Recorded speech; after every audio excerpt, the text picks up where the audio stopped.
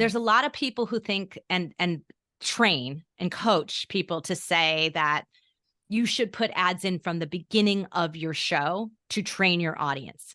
And we are not fans of that. We actually find that it doesn't work because your audience is like, are you really going to stick around for me? Are you going to be a good host? Like, oh, you're just doing this show as a vehicle for advertising and it's obvious to me. So we highly recommend waiting until you hit 25 episodes before you start doing some of these tests.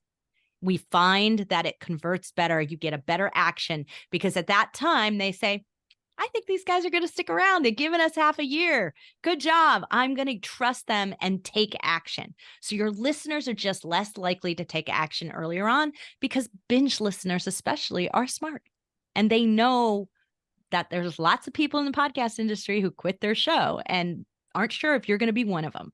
You're in your first year, that keeping ads off of them is not a bad idea. But past that, it's a maximizing revenue strategy. So once you have some really good advertisers, your first episodes tend to be, you'll take a good look at them and they might be 10% of your listening for the entire month. And so you don't want to take 10%. It depends on how you're getting paid. Of course, if you're getting paid per every 1,000 downloads, you don't want to miss the revenue on those first 10.